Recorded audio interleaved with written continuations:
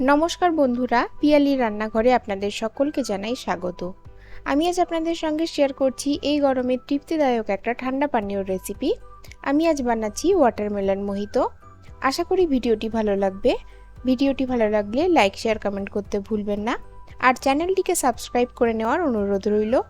আপনারা আমাকে ইউটিউবের পাশাপাশি ইনস্টাগ্রামেও ফলো করতে পারেন। আমার ইনস্টাগ্রাম হ্যান্ডেলের আইডি হলো পিয়ালির রান্নাঘর। তাহলে চলুন দেখে নেওয়া যাক ওয়াটারমেলন মোহিতো বানানোর জন্য আমাদের কি কি উপকরণ লাগবে। মিক্সিং বলে আমি নিয়ে নিচ্ছি প্রায় 1.5 কাপ পরিমাণ তরমুজ। তরমুজের বীজটা কিন্তু আমি এক্সট্রা করে আলাদা করিনি। এবার আমি এর মধ্যে দিয়ে দিচ্ছি 2 থেকে 3টে পুদিনা পাতা। আপনারা যদি একটু স্ট্রং ফ্লেভার চান তাহলে পুদিনা পাতার পরিমাণটা বাড়িয়ে দিতে পারেন।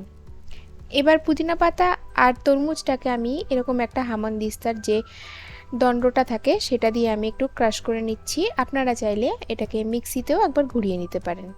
তো দেখুন এখানে ক্রাশ করা হয়ে গেছে। এবার আমি রসটাকে একটা ছাঁকনির সাহায্যে ছেঁকে নিচ্ছি, যাতে বীজটা আর তরমুজের যদি কোনো বড় টুকরো থেকে থাকে তো সেটা আলাদা হয়ে যাবে। তো দেখুন এভাবে ছাঁকনির থেকে সমস্ত পরিমাণের রসটা আমি বের করে নিচ্ছি, আর যেটুকু অবশিষ্ট অংশ আছে সেটাকে আমি ফেলে দিচ্ছি।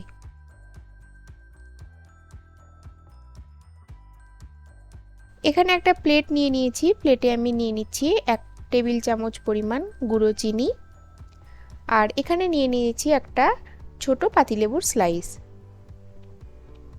এবার গ্লাসের চারদিকে আমি পাতিলেবুর স্লাইসটা একটু ঘষে নিচ্ছি।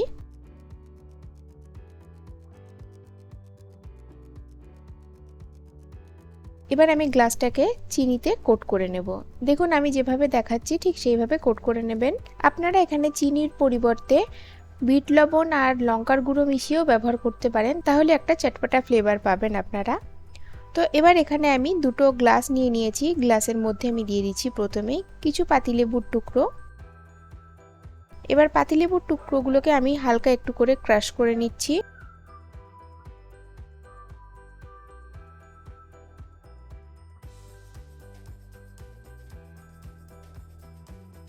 এবার আমি এর মধ্যে দিয়ে দিচ্ছি প্রায় 2 টেবিল চামচ পরিমাণ মিহি করে কুচিয়ে রাখা তরমুজ। এটা টোটালি অপশনাল, যদি আপনার পছন্দ হয় তাহলে দেবেন, যদি না হয় তাহলে দেবেন না। দিয়ে দিচ্ছি 1 টেবিল চামচ পরিমাণ গুঁড়ো চিনি। সেই সঙ্গে দিয়ে দিচ্ছি 2-3টে পুদিনা পাতা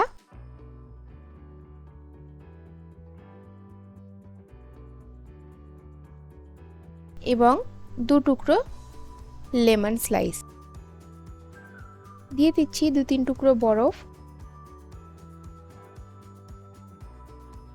এবার আমি এর মধ্যে তরমুজের যে রসটা করেছিলাম সেটা আমি দিয়ে দিচ্ছি।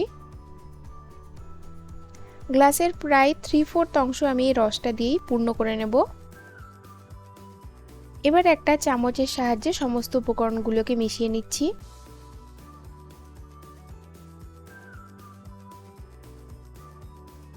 এবার বাকি যে অংশটা আছে গ্লাসের, সেই অংশটাতে আমি সোডা ওয়াটার ঢেলে দিচ্ছি।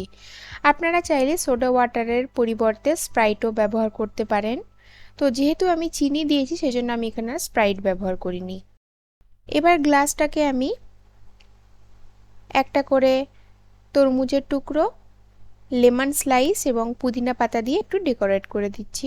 এই গরমে তরমুজ খাওয়া ভীষণই ভালো স্বাস্থ্যের পক্ষে। তরমুজ যদি সবসময় একইভাবে খেতে না চান তাহলে একটু স্বাদ বদলের জন্য এই রেসিপিটা অবশ্যই একবার বাড়িতে ট্রাই করতে পারেন।